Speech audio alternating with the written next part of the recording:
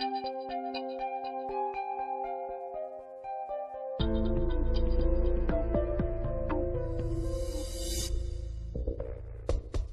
għal edizzjoni oħra tal-programm 606.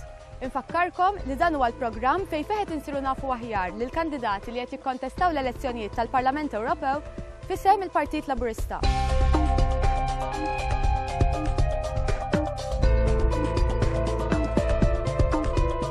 Illum se niltaqgħu ma' kandidata femminili oħra.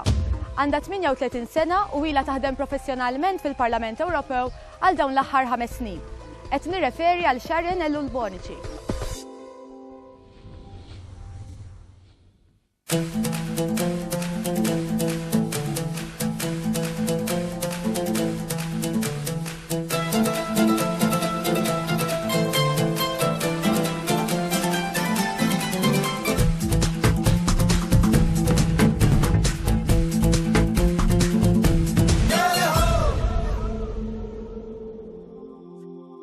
Sharon twildet fit-2 ta' Awwissu tal-1970. Il-ġenituri tagħha John u Yvonne għexu Londra l-kważi 16-il sena sħaħ qabel ma ġew Malta fl-1970. Xarejn biss qabel ma twildet Sharon. Aħna minn Raħal Ġdid. Meta kelli 17-il sena mort ngħix l-Ingilterra, imbagħad inżilt iżewweġt lil Vonnie, tlajna u minn 14-il sena hemmhekk. Meta Yvonne kienet pregnant, kella 7 xhur b'Sharon, però konna party tal-familja, ġabu ili minn Malta tid-diska tal-Malta Bums u kantaw Viva Malta u l-Maltin. Hemmhekk ħassejtni homesick ħafna u wara xi żmien iddeċidejna li nerġgħu niġu Art Welidna. Għexet Raħal Ġdid, ir-raba minn 5 aħwa. Avventuruża, tomboy. Ma kienieċ freely girl. Sharon aħna nafuha bħala forsi l-iktar waħda avventuruża minna kollha u ma tiddejjaqx li tipprova xi ħaġa ġdida. Fil-fatt hi l-iniku waħda li taħdem barra minn Malta. Daqqa nara ġejja b'xi kelb għami minn waħda, daqqa nara ġejja b'xi kamalejonte, daqqa xi qattus u it-sabbab. Jiena John u Sharon, jien il-Fustani. Interessanti għaliex missier dejjem ħadem fil-catering u jiena spiċċajt qisni s-serduq tad-dar nieħu ħsieb id-dixxiplina fl-assenz ta' missieri. Kelli 2 imqarbin, il-Sharon u l-ħija iż-żgħir Landy. Jiena għandi Ellul u Sharon El-Ulbonici, iż-żgħir minn 5 aħwa. Jiena ngħid li wieħed minn ftit persuni li naf ħafna l-Sharon għalfejn għax minn 5 aħwa ż-żewġu t-tlieta l-kbar u d-dar bajna ngħixu jien u Sharon. U għalhekk tista' tgħid trabbejna flimkien. Sharon minn dejjem kienet tinteressa l-politika, minn ta' vera żgħira. Jiena bil-jiena l-kbira niftakar ħafna momenti fejn ġieli konna naraw xi trattaħa fuq il-gazzetta jew xi ġierieni ġejdulna li rawa xi meeting. Jinkoraġġew ħafna lill-oħtom, iħobbu lil xulxin ħafna. We're very, very close. Bħalissa għadin jissapporti għawni il-familja kollha li vera qed ittini boost u l-kuraġġ u l-enerġija li għandi bżonn tul dawn l-aħħar ftit jiem illi fadalli fil-kampanja. In her teenage years. Dina minn eta żgħira, għalt li inti daqshekk xtrajt l-ħwejjeġ inti, għalt li issa tini l-flus u mhmm nixtrihom jiena. U vera kienet taf xi trid tixtri. Bniedma vera easy to talk to, tisma' l-kulħadd, tinżel il-livell ta' kulħadd, kulħadd iħobba. Darba minnhom morna shopping il-belt. Kif qed inħarsu lej ħanut ta' toys. Komplimenti.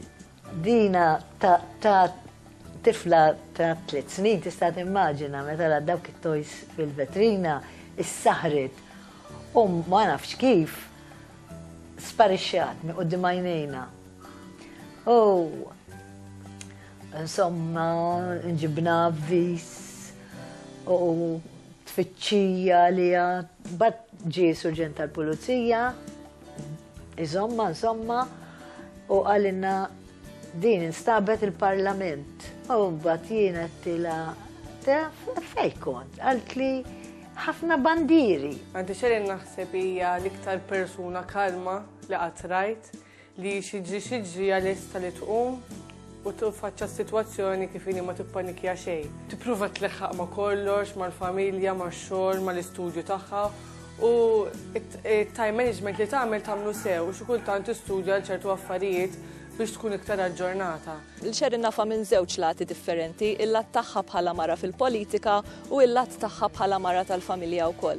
Nista' ngħid li fiż-żewġ sferi tal-ħajja Sherin hija kapaċi u tagħti l-101% tagħha il-ħin kollu ġifieri.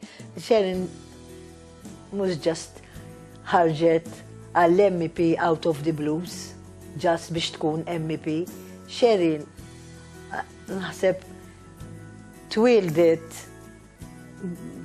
b'dak l-entużjażmu li issa qed turih. L-ewwel ħaġa li għallimta l-Sherin kont ngħidilha fight for your rights. Sherin is a fighter, Sherin ma tħalli għal-ħadd lixxa li għad-dritt tagħha tridu. Issa la qegħdin fl-Ewropa, Sherin tajt dak li hu bid-dritt aħna rriduh. Miżewġa lil Kevin u għandhom 3 tfal, Stevie, Jamie u Zach, ta' 16, 14 u 13 sena.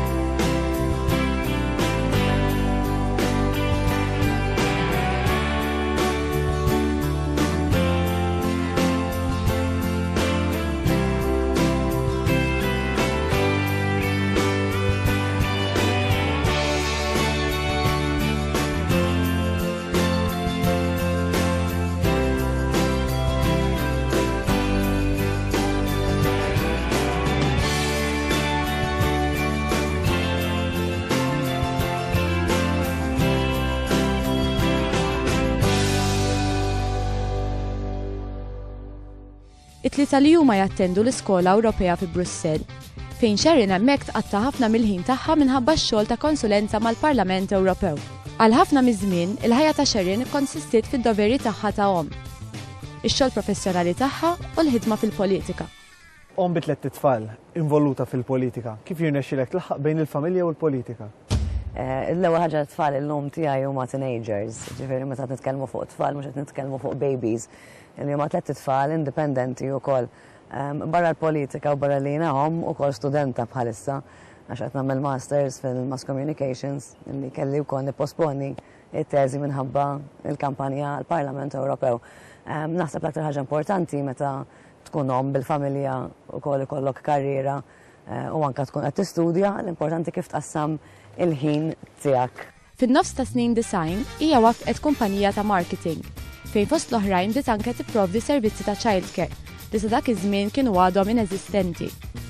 Fil-fatt in-nuqqas ta' servizzi ta' childcare li kienu jeżistu dak iż-żmien waslu lil Sherin biex tieħu pass kuraġġuż ħafna u twaqqaf servizz ta' childcare fuq bażi ta' 24 siegħa 7 ijiem fil-ġimgħa.